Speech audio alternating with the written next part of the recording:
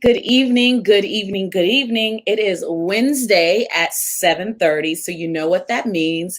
It is time for Epic Live. I am your host, your girl, your sister from another mister, LaShonda Leslie Smith, and you are joining us tonight for a very lively discussion. Our topic tonight is how to become an anti-racist. This is a discussion for white allies. Now, let me be clear. Becoming an anti-racist is not just the responsibility of white people. However, I would venture to say that white people have an equal responsibility in fighting this fight. Everybody has to play a role in the revolution. And so we're going to talk tonight with my peers, Jessica Greer Morris and Adam Jacobs. They are my peers from Columbia University. They are social justice activists in their own right, and they're also nonprofit leaders. And so I'm super excited to bring them on stage with me very, very soon. Before I do that, I want to read this quote to you by Angela Davis. She says, "In a racist society, it is not enough to be non-racist. We must be anti-racist." And we're going to talk a little bit about the difference. Racism, racist, all of those terms have become very pejorative terms when they should be considered descriptive terms. To be racist is to engage in a racist act. To be anti-racist is to actively be working against systems, structures, policies that are racist and that keep people oppressed. And so our job is to make sure that we are actively working against that. So let me bring on stage my peers, Jessica and Adam. Welcome, welcome, welcome. How are you two doing this evening? Doing pretty well. Doing great. Thank you. It's such an honor to be here. Yes. Well, it's a privilege to have you both here. I want to also read for the audience another sort of description of being anti-racism, or what anti-racism actually is. I think that this is a relatively new term for a lot of people. Anti-racism is the active process, as I mentioned, of identifying and eliminating racism by changing systems, organizational structures, policies and practices, and attitudes so that power is redistributed and shared equitably. Why don't we talk a little bit about power distribution and your experiences in practicing being anti-racist? Adam, do you want to start? Sure, I'd love to jump into that. And I mean, it's a deep question to jump into at first, but I think that the whole piece that people don't quite understand when they talk about racism is that they think about it on an individual level. And like you were saying, it's really actually about the institution, about the structure that creates the power dynamic in which white people benefit. That the terminology is really white supremacy. That everything from the way that the government is set up, the way that schools are set up, are there to benefit because of there's a long history of legacy, that they're there to benefit whiteness and white people. Would you add anything to that, Jessica? Yeah, I would. And I want to say also that I'm still a work in progress. I'm learning every day. I mean, being born in this country where everything is so white-centered, it's a constant peeling of the onion to try to keep discovering how toxic our systems are from racism. So I just want to say everything I share, or a lot of what I've shared, I've learned from other incredible activists and organizers that have been doing anti-racist work a long time before I have. And I learned a lot from Adam, and I learned a lot from you. So I think this opportunity to have a collective and to learn from each other is so important, and to know that we stand on the shoulders of giants. So I just want to start off by saying that I am a work in progress, and it's going to take a lot longer than my lifetime to undo racism. So I'm happy to share what I've learned so far, and I continue to do trainings and workshops and always trying to learn more. But in terms of power, it's interesting because Ad and I were both executive directors of nonprofits, and that's a very powerful position to have. And as a white person leading a nonprofit that mostly serves people of color, we have the opportunity to do a lot of good and to use our privilege for good, but we also can hurt people and hurt the people that we love the most. And if we don't do this personal work to undo racism in our own lives, in our family lives, in our synagogues, in all of our communities, it doesn't matter what we're doing at work. It's really important to carry this out way beyond work. And I think at work as well, one of the things that I learned in a training was WAIT, W-A-I-T, why am I talking?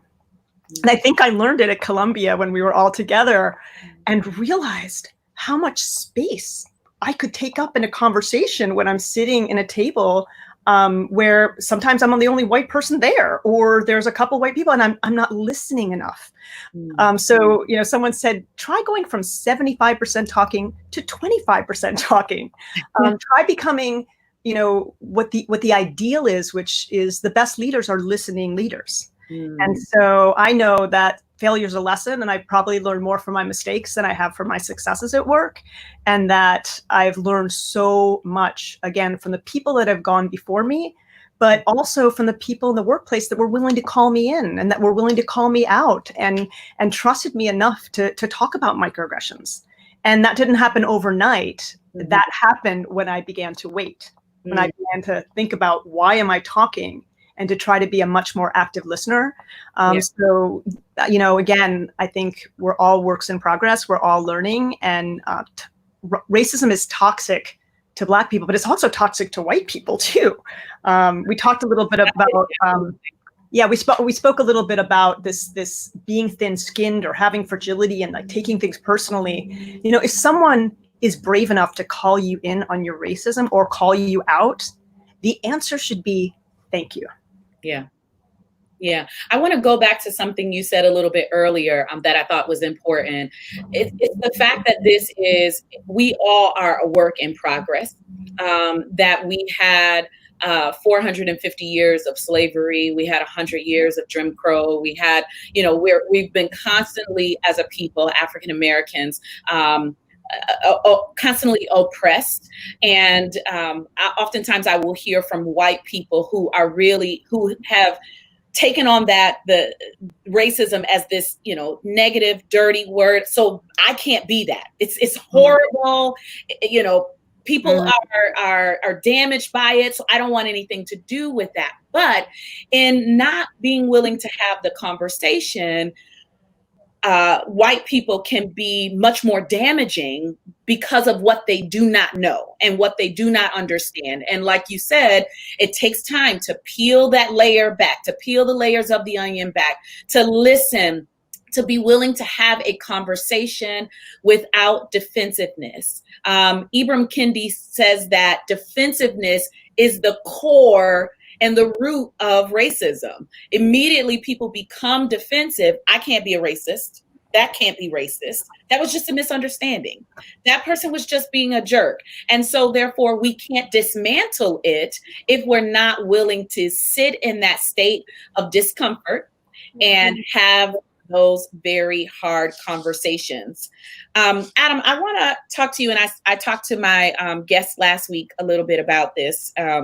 The comments around I don't see color. That is one very damaging comment that people make all the time. I've been in the room with leaders and with colleagues who are wonderful and I know have their hearts are in the right place. However, using a term like that can do more damage than good. Talk to me a little bit about that, Adam.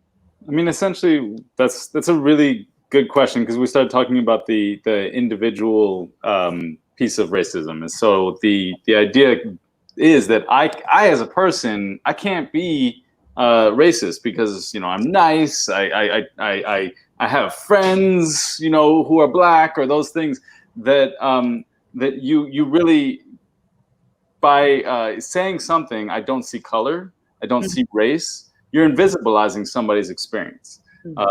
As somebody, I'm Jewish, raised Jewish, if somebody said to me, I don't see religion, I'd say, okay, you know what, that actually, I sort of wish you did, because that's who I am. It's part of my identity. And so the danger of that is even greater with race, because if you start to understand that, at least for me, when I started to understand that not seeing race is not just invisibilizing the other person, but it's invisibilizing the years of oppression that have sort of led us to this moment. And that's the danger in it. Is the danger in not seeing it is that we ignore oppression, and we ignore pain, and we ignore hurt.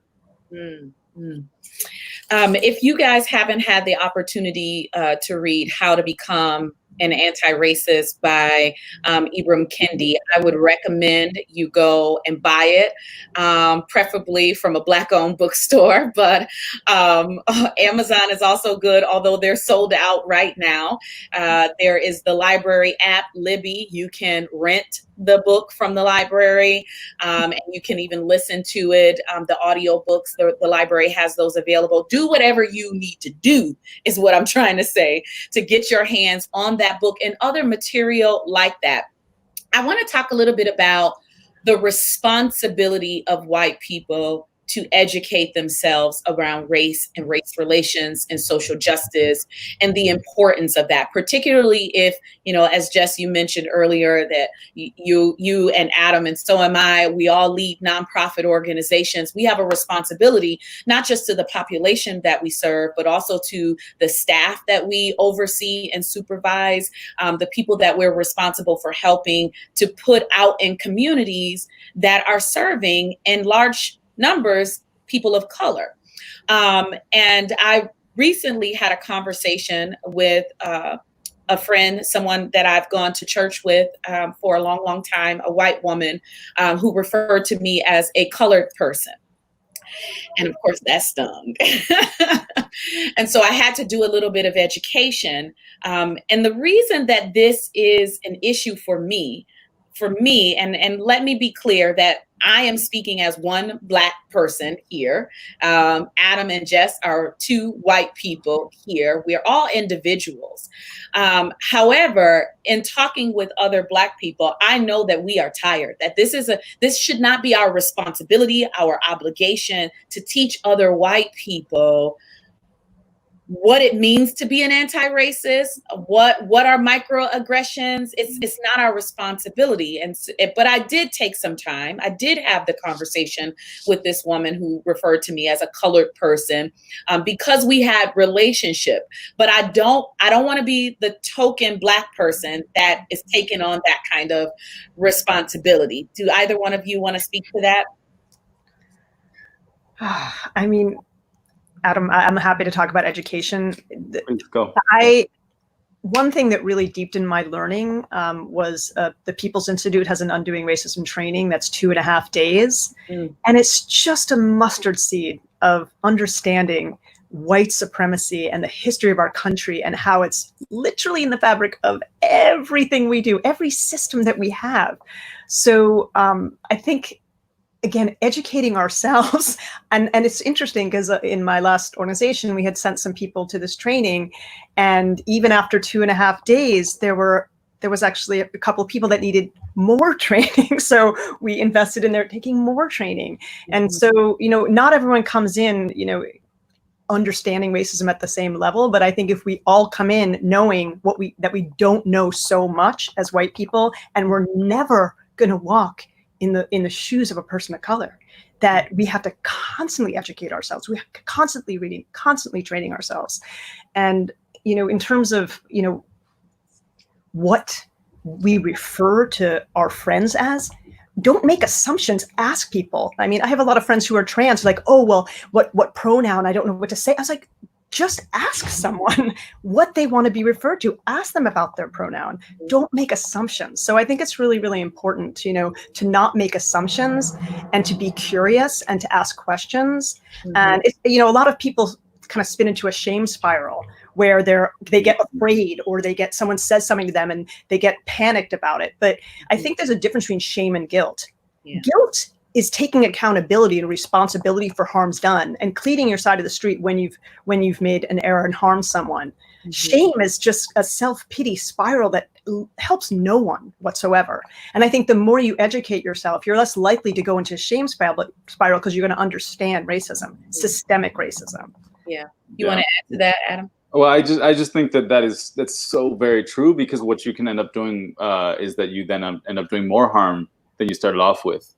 And I think that just to add is that it's a failure of our education system, that somebody doesn't understand the emergence of terms, of terminology, because our education system, our schools, even just beyond our schools, media for a long time have not really discussed the history of racism, the history of this country, of slavery, of segregation, of redlining, of all of the different things that got us to this point where we are. Yeah. That because of that it's on all of us to really start to educate ourselves, and on us white people to educate our fellow white people in these things, so that when you do say something that is a mistake or something like that, that you don't just ball up and go into your shell, but that you start to learn.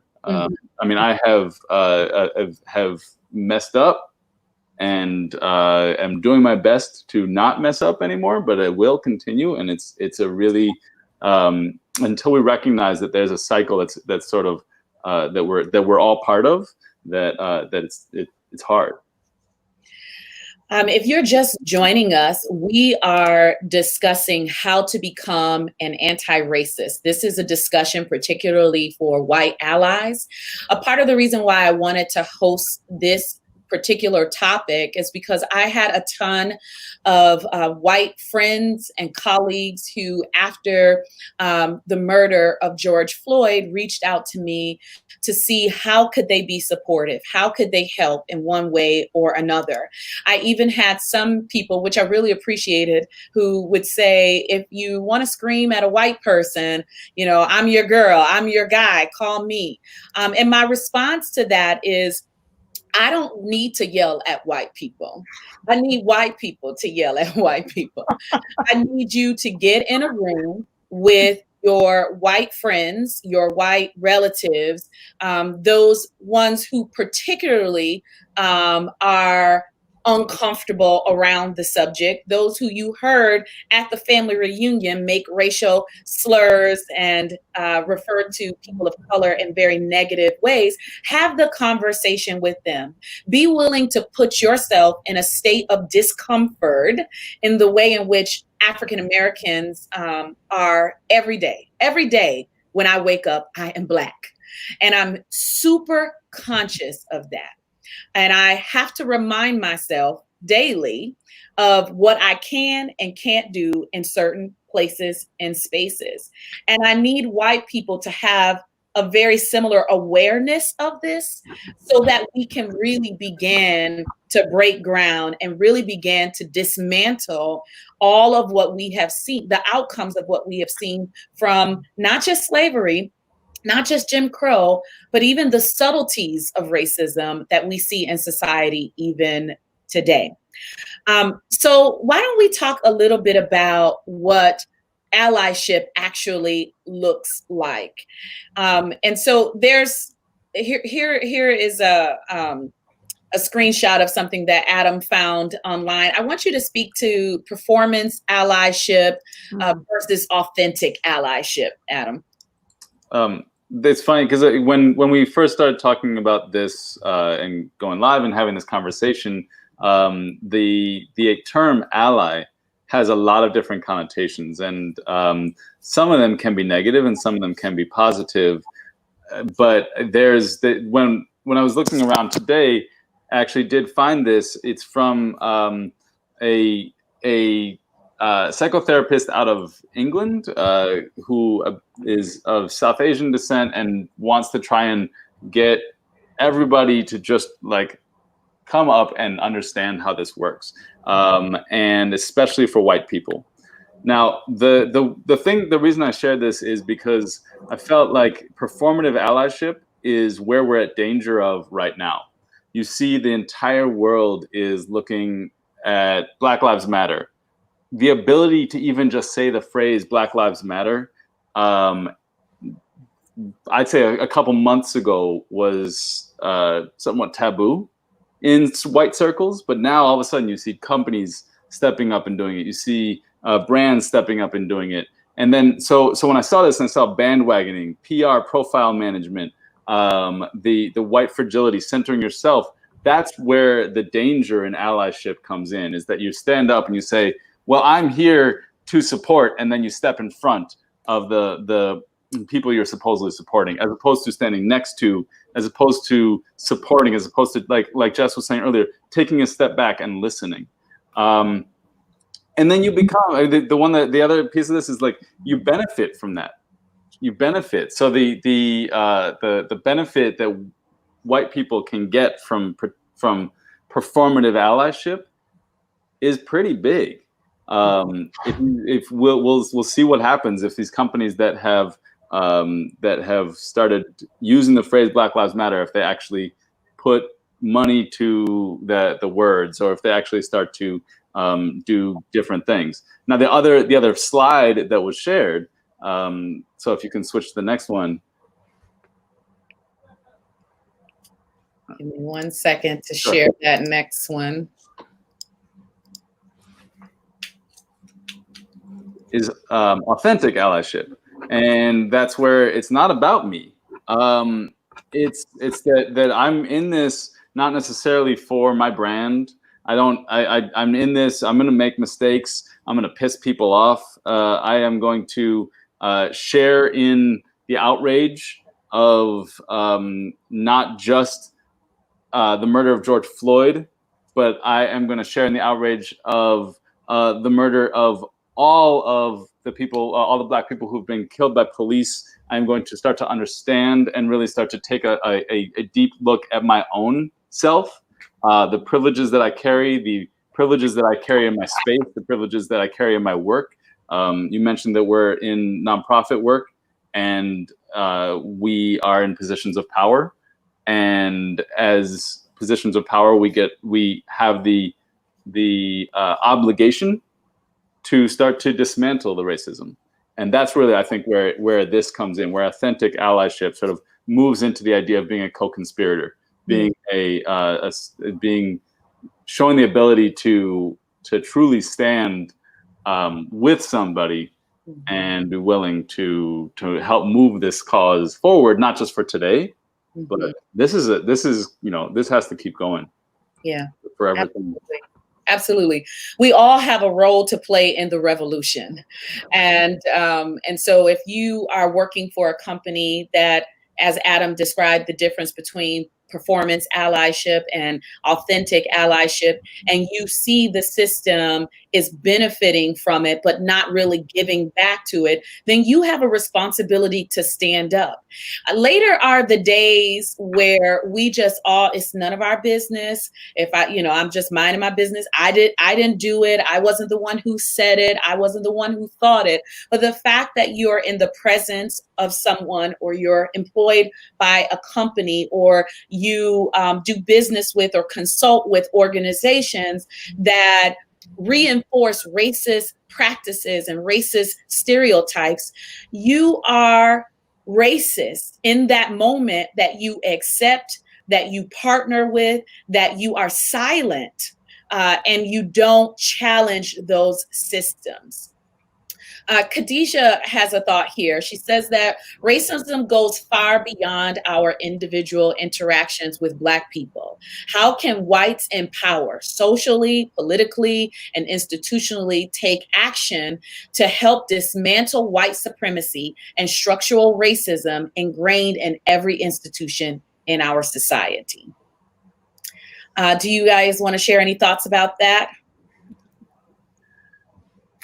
I think it's essentially what we've been talking about. It is that allyship. It is being much more active, as we talked about what actual being an anti-racist actually is. It is the practice of being anti-racist and leaving behind being silent. Mm-hmm. I think, sorry. No, you go ahead. No, I think we're both so excited to talk about it. We're trying to be polite with each other. So you go, Adam. I'll go after. Yeah, talking about the structures, I think they'll use the nonprofit system as an example of the ways that that white people in power can start to dismantle racist systems. Mm-hmm. So if you look at a thing like a board of directors that nonprofits are required to have, I think the statistic that I last saw was that leadership and board membership, so leadership of nonprofits and board membership, is something like 90% plus white. A large percentage of that is male.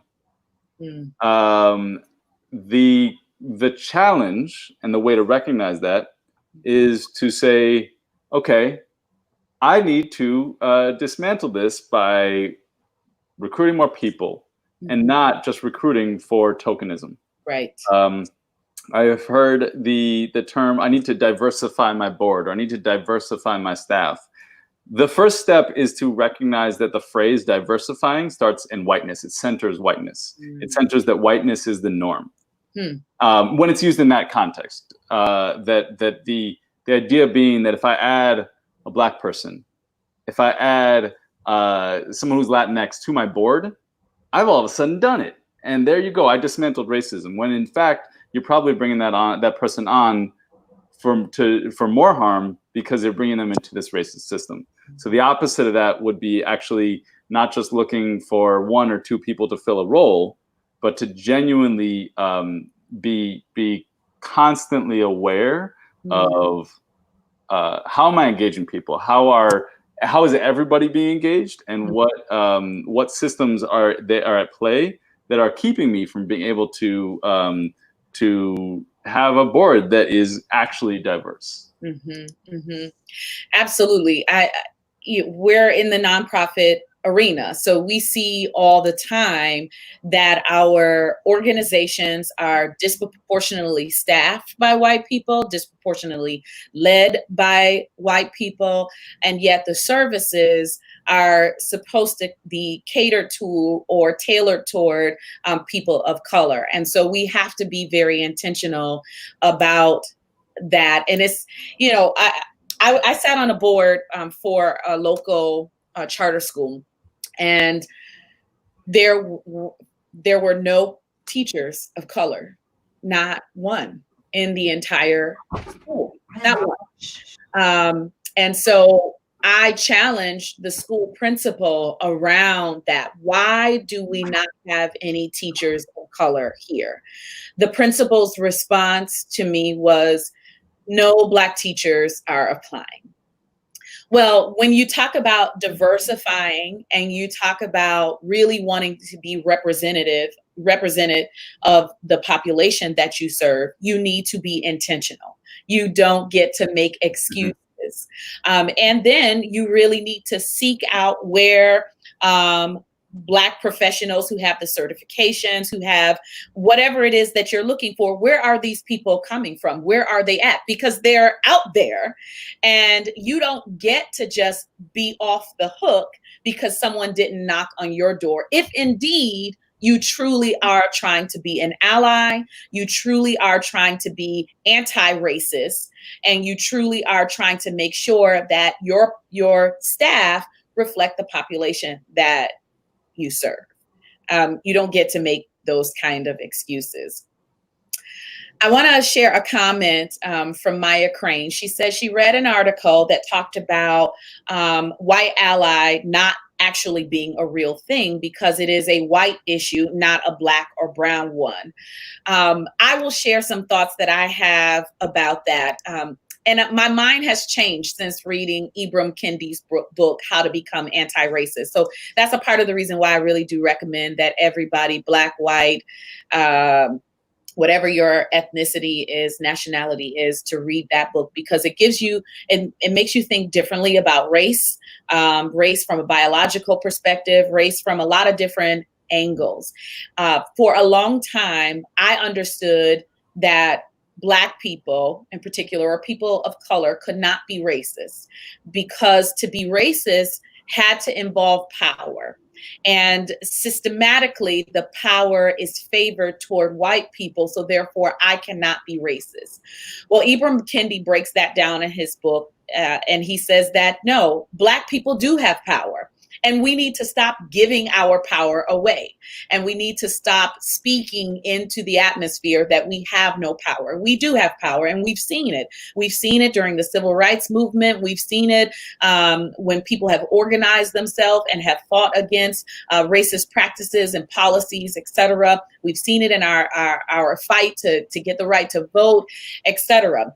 And so I started thinking about what role do we have as Black people in this fight. Certainly, there are a lot of different things that we can do. This discussion here, just to be clear, is geared toward white allies, because I do think that there are different responsibilities that each group has. And white people created and benefited from a systemic system of racism. And so there is a responsibility that white people have to have in helping to dismantle that. It doesn't mean that we are powerless as Black people. It doesn't mean that we give our power away, but it does mean that folks who are in leadership, who have responsibility, who have access, who have resources to open up the doors for opportunities for jobs, et cetera, have a responsibility. And so that's a part of the reason why we're having this conversation. I don't know if you guys have thought, I'm sorry, I'll get on my soapbox real quick. Please. When it comes to this topic, because we all do have a responsibility, but certainly white people do have a specific kind of responsibility that they can take on in order for us to really see real change. Anybody want to share any thoughts? I would love to talk about this issue of tokenism, which was mentioned a couple times, and to focus on solution, because it's easy to focus on the problem. There are so many all white clubs, all white boards. There's so many power structures that are just led by white people. And so I think it's really important. And I was speaking to a client this morning because I'm doing equity work, basically just sharing my experiences, both my failures and the successes that we had at Girl Be Heard in kind of transforming the board. Mm-hmm. And one thing that was really important is that you don't put someone on your board to serve. We wanted participants who had graduated from our programs, people that were teenagers and like 10 years later were doing incredible things. One of them was a social worker, in fact. But it's not fair to just put someone on your board without mentorship and coaching and support. So we would match up participants with seasoned board members, mm-hmm. not for a day, not for a week, for years. Mm-hmm. Someone that they could look up to and talk to and learn about what it's like to be a board member and grow into leadership. And my dream for some of these young people is they're going to be the future chair of that board, and they're going to be the future executive director of Girl Be Heard. And so we have to not think about, diversifying boards. We have to start thinking about leadership matrices. How are we going to invite people in and then create matrices so it can be successful? People talk about diversity, equity, inclusion all the time, and inclusion should be first. Mm-hmm. If you have an all-white board, why would a person of color want to join that board as a token person? So if you don't have people of color leading organizations, you're like 20 steps back. Like, you have to change your culture to be an inclusionary culture, which means that you have to look at your entire organization and see how you're not practicing inclusion. So I'm really glad that you thought of this, because a lot of the ideas that came up at my last organization, I knew what I wanted the end point to be, which was to be truly like multicultural. But in terms of getting there, the best ideas came from those we served. The best ideas came from participants.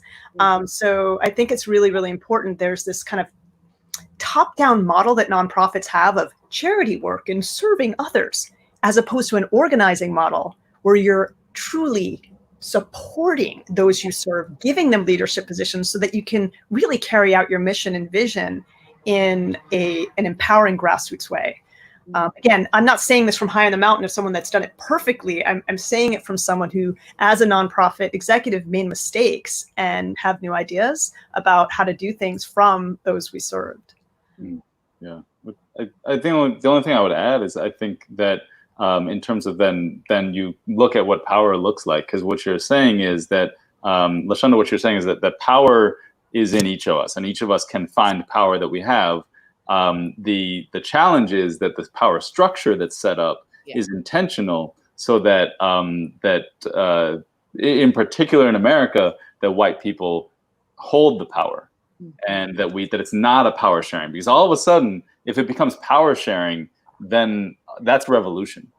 And that is where you start to realize that power is not just in one group, in one type of people, but power is in community, power is in working together, power is in actively dismantling the systems that pit us against each other.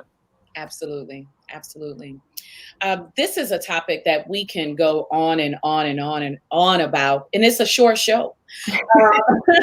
So that means that all of you who are watching have a responsibility to read, to find books, but make sure that you are talking to people who are actually active anti-racist. If you're reading from the book, I heard a friend say recently, if you're reading from the book that you wrote, then you're not going to grow at all. Virginia says, she asks, has any of the allies on the panel experienced backlash from their friends and family? If so, how did you handle it? I think this is a really great question. Oh gosh. Yes. I was so excited and inspired by the film 13th that I had my family not only sit down and watch it, but we watched it with my children 3 times and took notes. Like, was so excited. So I was like, I want everyone in my family to sit down, study these statistics, and learn from it. And some people, you can imagine, were more excited than others. And I think what's harder than folks resisting you and arguing with you is people that just check out and aren't interested. And so turning on the TV to watch this with family members and having them, 10 minutes in, just like not that interested and like want to turn it off, that's the point my heart breaks. Because if you're having dialogue, you have a place to move. You also have an opportunity to listen. I want to learn about people who are racist, more racist than I am, because again, we're all racist, all white people. We were born that way, and the system has taught us to be that way. But I want to learn what people don't know, so that I can be of most service in hoping to help them get to the side of realizing their power and their privilege and the opportunity that they have to help, love thy neighbor as thyself. Martha says here, recently, a well-known pastor said that slavery was a blessing to America. He later backtracked and said that America benefited from the dehumanization of Blacks. This is a heart matter. How can we dismantle hearts? Well, I will say, as a Christian woman, as a Christian Black woman, that I am done with clergy and religion using the Bible as a noose for Black people. I recently heard another pastor had an event cite a scripture around long suffering. Well, I believe that Jesus was about justice. I do not believe under any circumstances whatsoever that the benefit of slavery that came to whites was God's heart. I think if you have a relationship with God, you know the kind of God that He is. He is a gentle God. And so I do think that it is a matter of peeling back the layers of the onion and really having people have those very hard conversations. And for those of us who are in this state of just, it's in our face. It's not just the George Floyds of the world. It's Breonna Taylor. It's Ahmaud Arbery. It's all of we cannot get 10 years down the road and fall back into a state of comfort, and then we don't really address what's happening, and we come back to the scripture of long suffering. That's not the heart of God, if you ask me. It really is our responsibility to to fight for justice for all people. The Bible tells us the least of these he is concerned about. His heart is concerned about the least of these. And if we are really focusing on the least of these, if we're able to do the work in this country to lift up the least of these, everyone else benefits from that.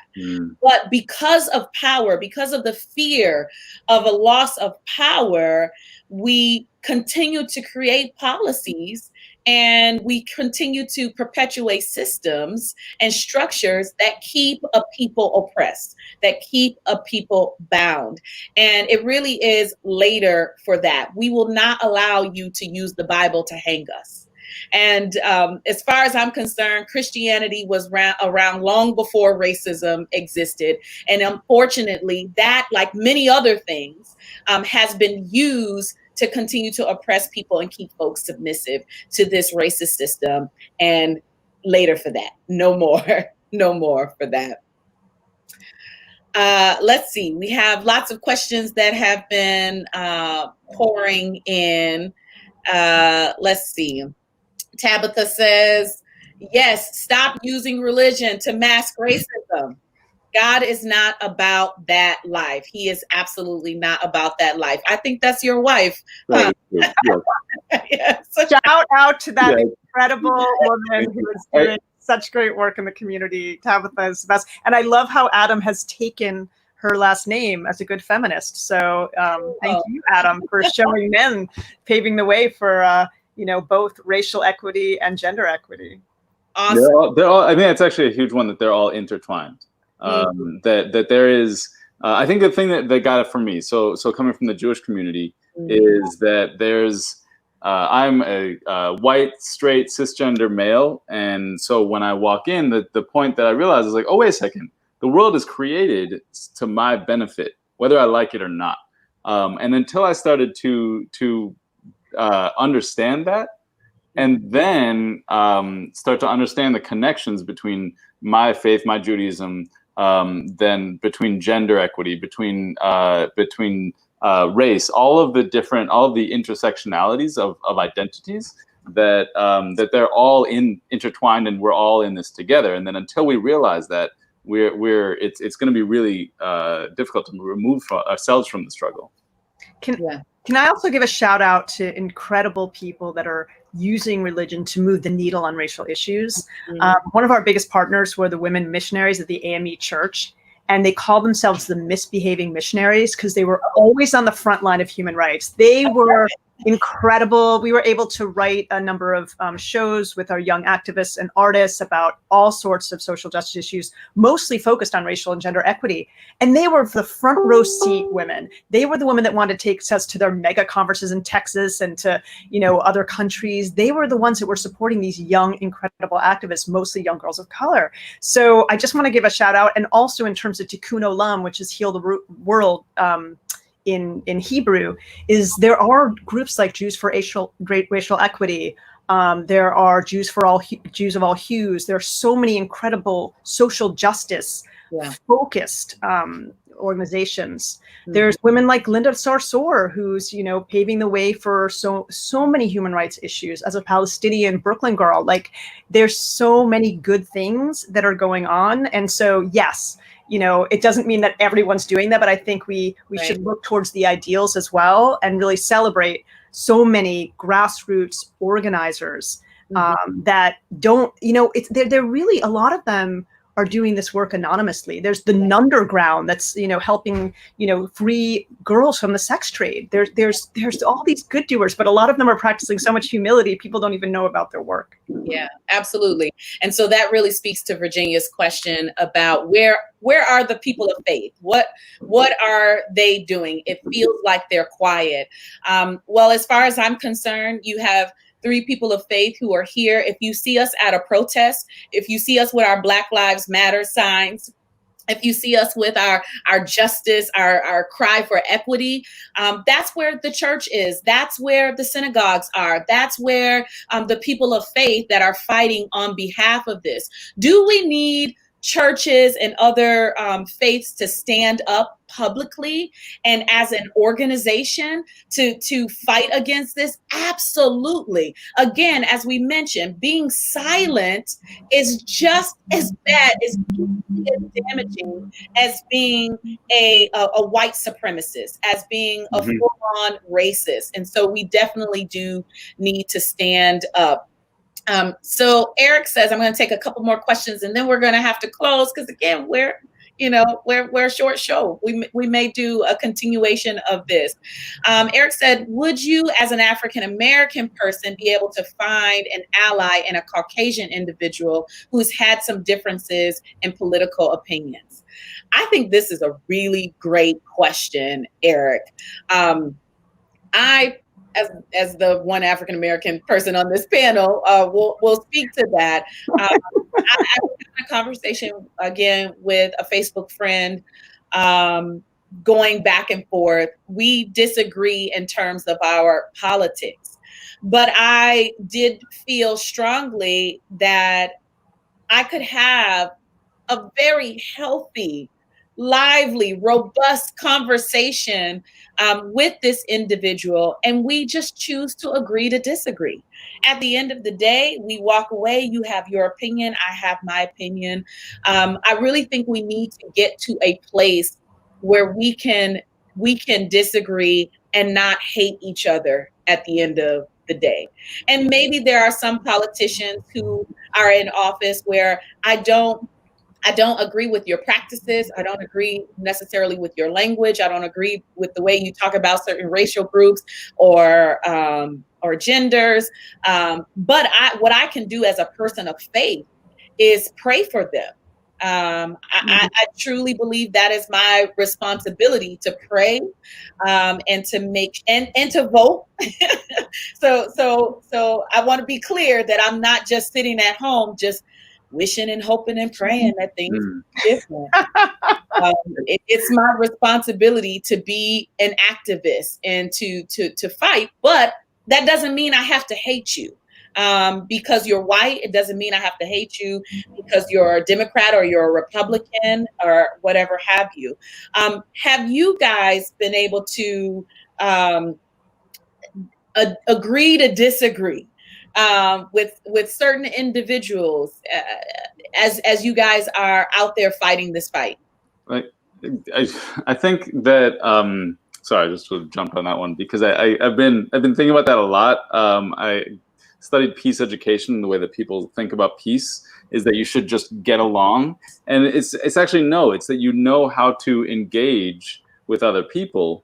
But the most important thing that white people can do is to study history, and to not just study history that's taught in schools right now, but to really read the history of racism, the history of slavery, the history of white supremacy, the fact that nobody knows about Juneteenth, which is coming up on Friday. National holiday by Governor Cuomo. I'm so excited about this. It's really, but so the reason why a lot of these disagreements happen is because there's an ignorance towards the history and towards the things that got us here. So study up on redlining, study up on why schools are segregated, read books and read follow Black authors, study up about immigration, the history of our country. Really, read Howard Zinn, read like the people's history of the United States. Get to know the history that we're not supposed to know. And then all of a sudden, as you start to do that, the conversations become less contentious, because then you're starting to move from reality as opposed to just opinion. Oh my God, that is incredibly good advice and such a great way to close out this show. I want to remind people that Black history is American history. And the more you know, the better equipped you are to have these hard conversations. And the more you will feel responsible, particularly if you have young children, to raise anti-racist children. Once you really understand the systems, as Jess had mentioned, reading 13th, there's so many things that are available to us now. You don't even have to look really hard. There you go. I got to give a shout out for, can I give a quick shout out? So Resma's My Grandmother's Hands is one of the best books that I've read recently, because it talks about the police and how racial trauma lives in all our bodies. Mm-hmm. And if we can see that, we can see that the racial trauma living in police bodies is killing Black people. Mm-hmm. So we have to all do this work. We have to be committed to do this work. We have to be committed to change the systems. And so, you know, this is a book that's it helps us all personally to get over racial trauma, but mm-hmm. talks about the systems and how we can truly dismantle them if we see that we're all poisoned with racism. It is killing our country. Yeah, absolutely. And the other one I just want to give a shout out to is, if you are white and you are listening, there's intense white organizing going on where you can be educated by other white organizers and anti-racist activists. And so there's a book called Deep Denial, The Persistence of White Supremacy in the United States and in Life. And it's the whole history. I can't recommend it anymore. And so I really want to give a shout out to white people organizing with other white people to change the systems, because you have so much privilege and you benefit from every single system you're in. If we all just give up some of our power and organize within our white systems, the change could be huge. That's right. Because Black folks are tired, y'all. We tired. Yeah. We are tired, and we want white allies. We want people who understand what has happened, the trauma, as you spoke to it so eloquently, Jess, that has occurred over and over and over again in this country, and we're constantly being re-traumatized.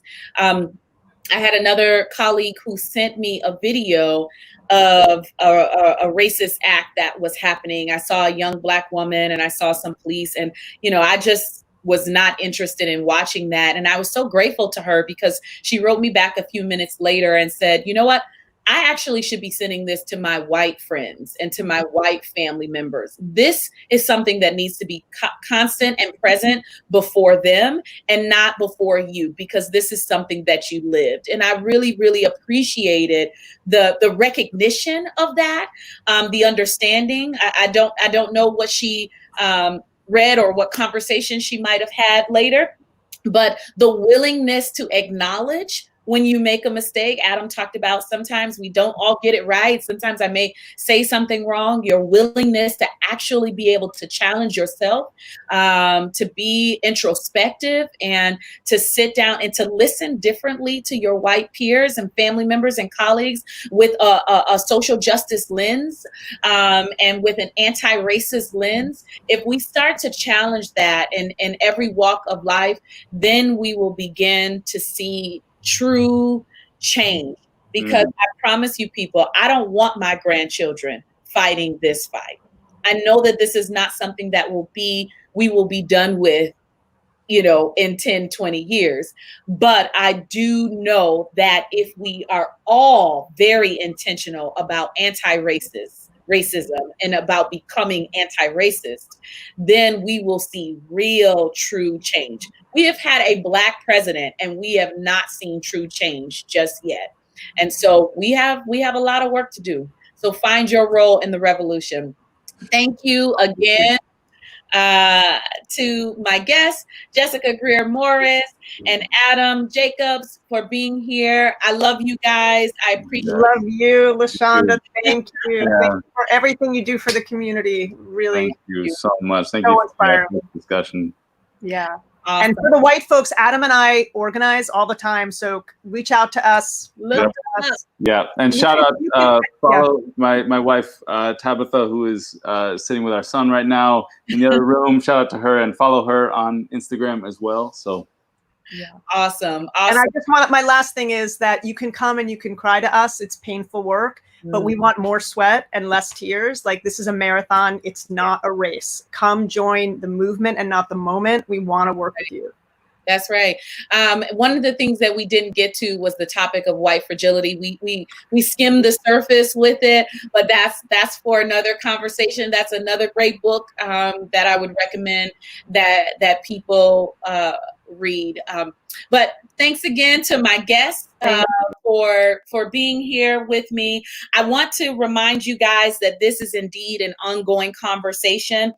Please see tonight as not a period at the end of the sentence, but a comma, and continue this conversation with your children, with your family members, with your peers. Think about it. If you are in leadership in any realm, form, or fashion, think about the ways in which you can challenge the systems that are in place in your organization.